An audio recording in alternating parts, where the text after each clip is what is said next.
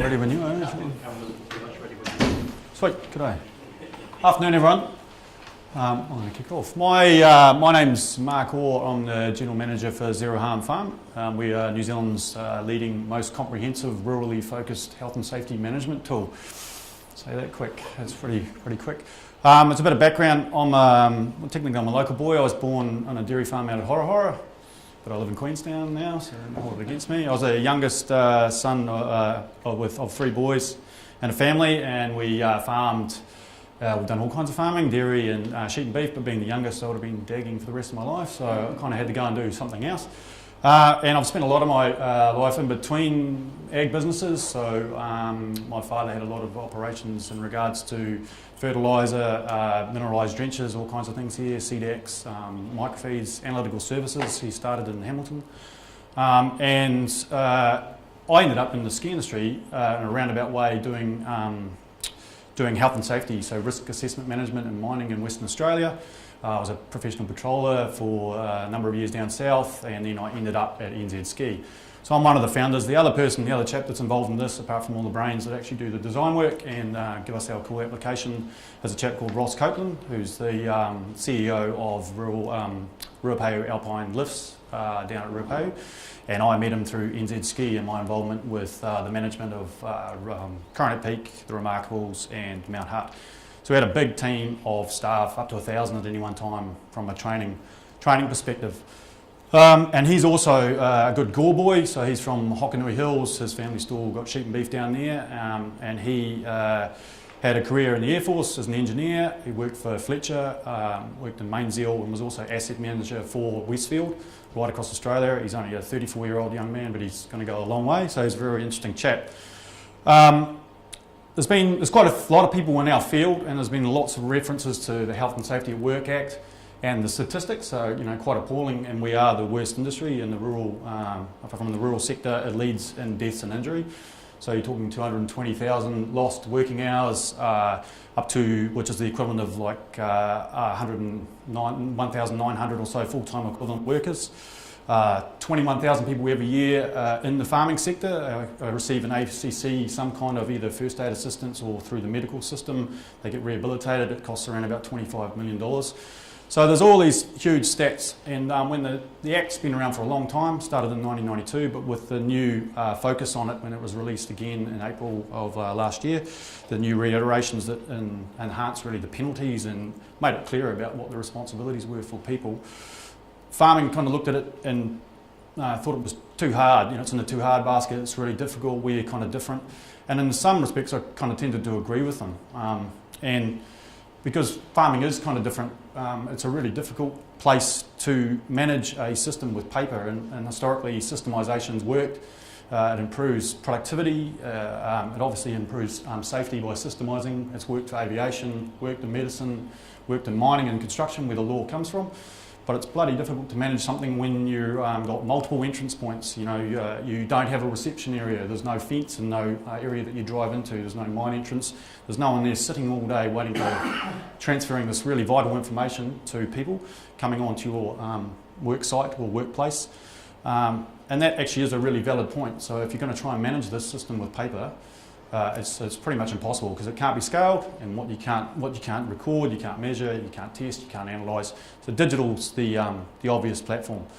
And to illustrate, like just a story about paper management, I went for a hunt with a friend of Ross, who is a relative because he's from Southland and everyone's related down there, down in the hills, and he just somehow we got talking about the health and safety law that was coming through and how they were going to manage it and how they actually manage it now. So he's got 20 staff. Got 15,000 acres, they do all kinds of farming, cropping, you name it.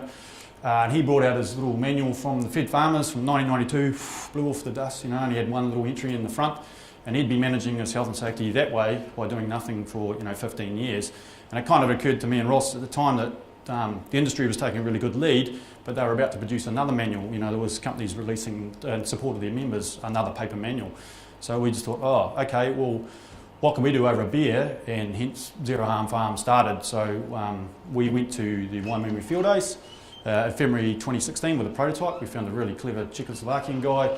We looked at all the options and we thought we're going to take a really big risk and just employ our own developers and go from there, because if we're going to spend 100,000 we might as well try and have some control and know where we're going, even though I'm not a developer myself.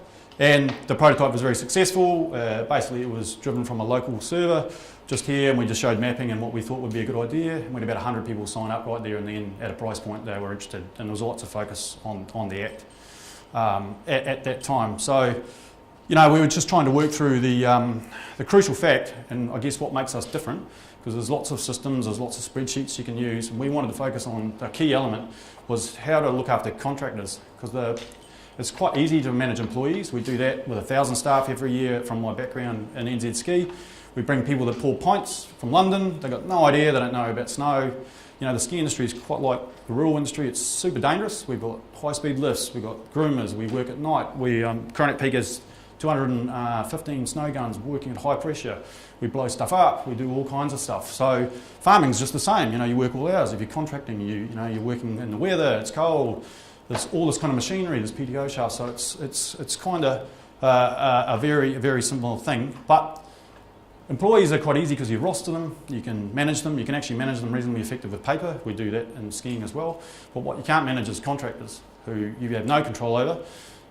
You want to be able to share information through some kind of medium, so you want to present the risks and hazards that they're going to find on farm. And they also need a way of presenting their risks and hazards to us when they come on farm. So that was how we started. We started from the pointy bit. If we can figure out how we can digitally manage contractors and we can digitally manage them signing in and we can present this information, we think that'd be a great place to start. So we did. So I just thought I'd focus on those with 15 minutes. So basically the idea is you need by the Act, and we based our whole design on ACC levies, which this was going to be a great way we're going to monetise as well, because we got a 100% success rate, so everyone who used the system. We automised the application form and helped our clients to go through. It was 50 pages, they stamped it.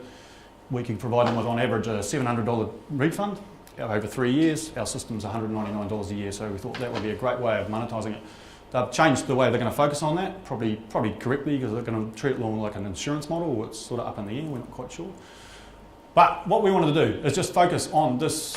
I can complete an induction, so I can come in, I can get all my information as a contractor, I can register myself, I can do it remotely. We can share, it's static, welcome to come online and have a look. It's free to sign up. So you've got contacts, policy, hazards. We also included the hazardous substances, which is another act, but it's, the penalties are even worse than the Health and Safety Act. So you have to record literage, the type of substances you use, and they have to be accessible within 15 minutes. It's better than being in a shed on fire. You might as well have it online, so you can illustrate it all there. Emerging procedures, manage your contacts, how I can contact someone in an incident or an accident, and other statements. So you can go through the process, just a screenshot of how the induction process works. So you're going through your next page, you're accepting all these as you go. You become inducted, and then from there you can sign in. And we can also feed further information from a manager about something that's unique. So there's static hazards that are there all the time. So you're working with cattle or wool sheds that are all static. Say they're doing some kind of job that you'd like other people to know. You can have a culture of recording this by presenting it. People have to say, yes, I've seen it, I can sign in. And they can also use this bit and communicate directly anything that they can respond or want to respond to you or give you information. They can sign in later if they're in an area that's further remote, so they can send you saying they're going to arrive in the future as well. And farmers love maps, so this is what kind of started with a massive screen with a huge map, because everyone loves maps, but they're good because they can display information really correctly. You can locate all your hazards, you can push on something which pushes information out. If you click on here, you can also get directions, because Google's really good and they've created all the stuff that you can use for free and drive Google mapping, which better serves your customer as well. And then I guess just to finish, we say we're comprehensive and we have. So our core element was that pointy bit about how do we manage contractors, but the Act requires us to have all these other things as well. So you can have a nice comprehensive, covers absolutely everything. And the other key thing we wanted to do is create a platform that would be useful for consultants or managers, so they can all remotely look at this. You can add value from a consultancy perspective or a manager if you've got multiple sites. Because you can see everything that's going on. You can see who's inducting, who's signing in, who's signing out. You can make your sites unique if there's various hazards and control it that way. So that's pretty much us. Into the future, there's this relationship that we're building now in regards to business entity, contractors and sites, so your workplaces, work sites, and we want to do this 360 where an employee of a company that's on someone else's site, if they see something, notify, you can just share that information. So it goes back to the employee, goes to the site manager, goes back to the business. They can treat it as an incident. Incident reporting is required by law as well, so you can drive them out of there. You can use the information from the notifications directly to generate that, take some steps, follow the procedure.